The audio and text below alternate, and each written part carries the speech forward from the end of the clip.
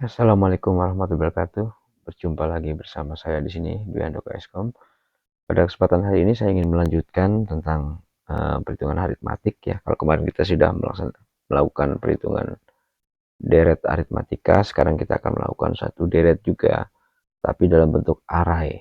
Nah, di sini saya langsung aja array 2 dimensi.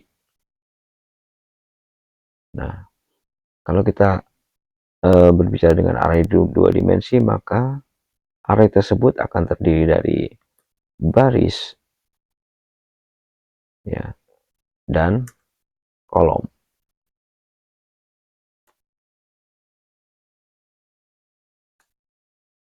Nah, kita ambil contoh, kalau misalnya barisnya ada, misalkan baris kita ada 2, lalu kolomnya ada 3, maka kita akan membuat suatu elemen ya, kolomnya di mana ada 3, 2, misalkan 3, 4, atau gini aja, 1, 2, dan 3. Oke, lalu barisnya misalnya ada 1, 2, dan 3. Nah, yang ke samping ini adalah kolom, yang ke bawah adalah baris. Nah, ini bisa kita lakukan dalam perhitungan aritmatik, misalnya menghitung jumlah dari elemen ini ya. Yang akan kita cari nanti adalah menghitung jumlah elemen ya, akan kita cari nanti ini, lalu mencari nilai rata-rata.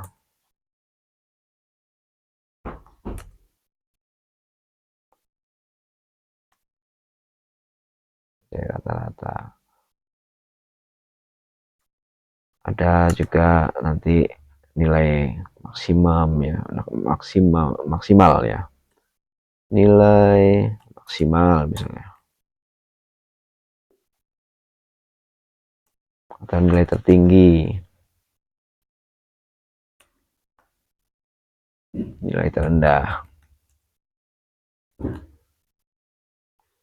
Nah, kan begini bisa kita cari dengan menggunakan rumus-rumus aritmatik ya.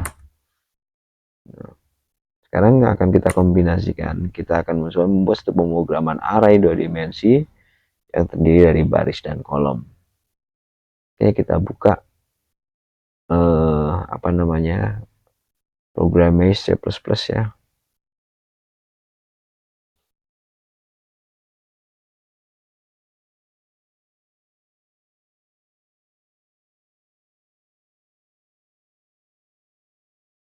Oke, di sini saya akan buat usingnya, buat memudahkan kita membuat spasinya. Name space standar. Nah, di sini kita akan mulai. Di mana variabelnya terdiri dari baris dan kolom. Oke. Pertama kita masukkan dulu code ya.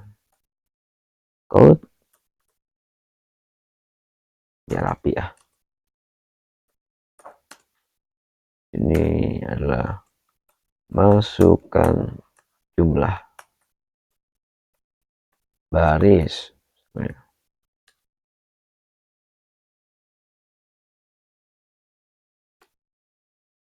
Yang kedua, ini baru kita masukkan ya jumlah barisnya ya.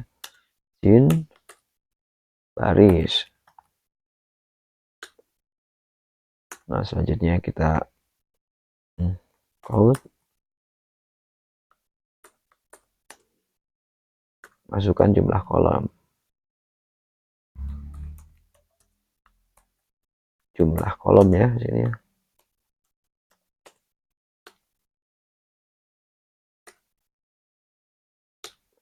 Oke, sin kolom. Nah, setelah itu kita buat variabel untuk metriknya. Metrik itu adalah ya untuk mengisi dalamnya ya. Metrik itu adalah baris dan menggunakan ini ya, kolom. Kok ada ada T-nya ini ya, cin aja. Metrik garis dan kolom. Nah, oke. Nah, for. Nah, kita melakukan suatu looping, fungsi looping integer. Kita buat variabel i untuk nanti baris ya. I itu akan dimulai dari 0 ya. Oke. Dimana i lebih kecil daripada baris.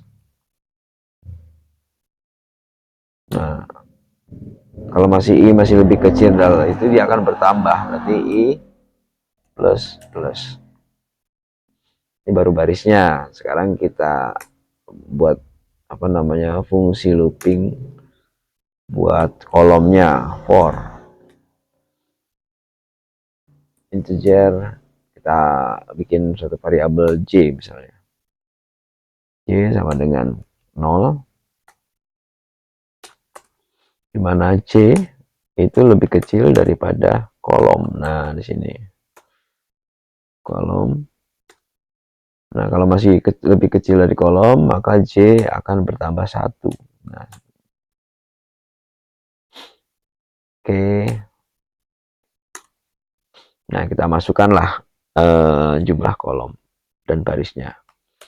Cin, kok pakai T lagi sih?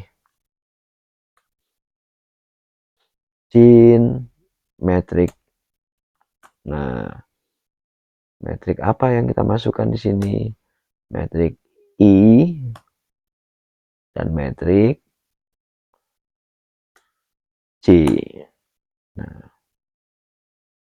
sini. Oke, kita sudah bisa menginputkan nih metriknya nih. Oke, sekarang kita atau kita coba dulu aja ya. Kita coba dulu, kita run. Apakah ada yang salah? Oke, masukkan misalnya 2 baris. Kita masukkan 2 barisnya. Kolomnya kita masukkan 2. Nah, baris pertama misalnya 2 baris pertama ya 2 dan kolomnya 3 misalnya gitu, enter. Lalu baris ketiga misalnya 4 dan 5. Nah, ini kita udah bisa masukkan ya. Ini belum terjadi eksekusi ya untuk penjumlahan. Oke, kita akan membuat perintah penjumlahan. Jumlah kita buat integer atau buat variabel jumlah terlebih dahulu ya. Jumlah masih dalam keadaan 0. Gimana? For looping, kita melakukan looping ya. Looping sama seperti tadi, integer i sama dengan 0. Oke, dimana i sama seperti di atas ya, itu lebih kecil daripada baris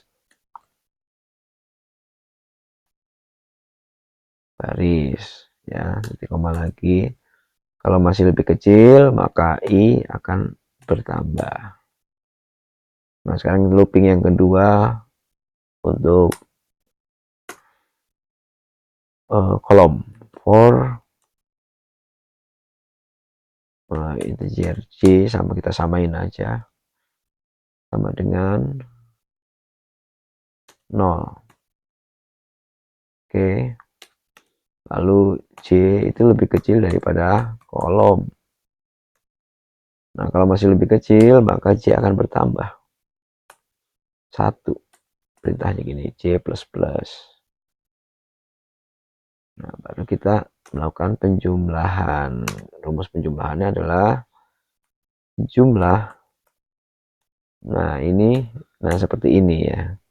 Jumlah dari metrik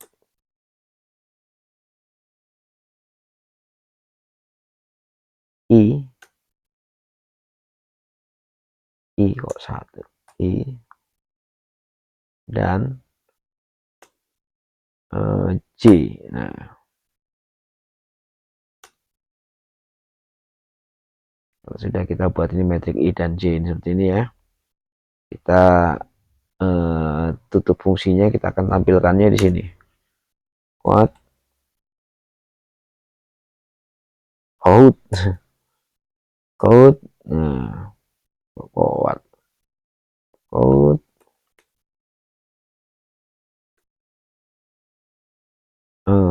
jumlah elemen titik 2. Nah, seperti ini kita ambil dari jumlah ya, kita apa namanya, pindah baris ya. Ya seperti ini. Coba akan kita eksekusi dulu, apakah ada yang salah tulisannya. Oke, sama-sama seperti tadi 2. Misalnya kita masukkan ini, kolomnya juga 2, baris yang pertama 1 dan 2, lalu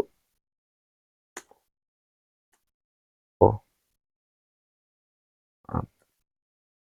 1, maaf salah ya, saya ulangin, ini 2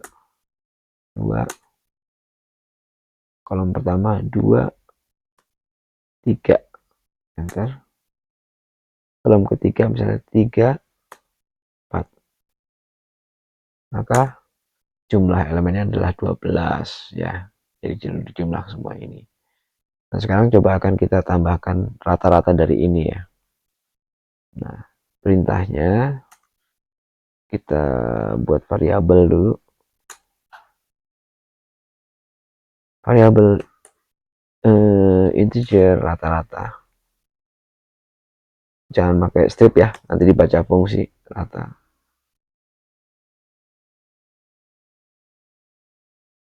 rata-rata sama dengan jumlah, nah dibagi baris dikali kolom. Nah ini untuk mencari rata-rata ya. Sekarang kita tampilkan code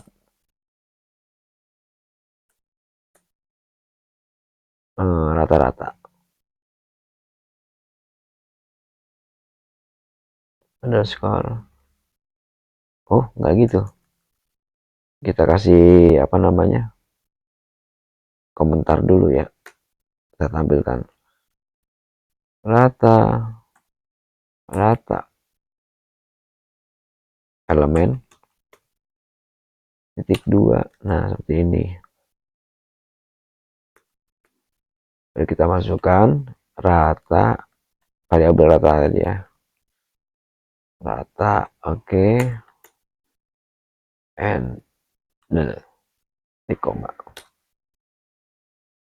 Nah sampai sini kita uji coba dulu. Coba kita masukkan barisnya misalnya 3, lebih banyak ya, kolomnya adalah 2 misalnya. Nah, kita coba barisnya ada 3, berarti baris pertama 2 3, sini 4 5, pasti ya, misalnya 3 4. Nah ini akan kita, jadi kesininya kolomnya ada 2, ke bawahnya ada 3 ya. Nah kita hasil perhitungannya, jumlahnya adalah 21, rata-rata elemennya adalah 3. Nah jadi semua ini langsung ditotal. Oke begitu anak-anak sekalian, untuk pemrograman bahasa C. Di sini subtemanya adalah menghitung array, nilai array 2 dimensi. Semoga bermanfaat, tetap semangat dalam belajar. Sampai di sini, wabillahi taufiq wal hidayah. Wassalamualaikum warahmatullahi wabarakatuh.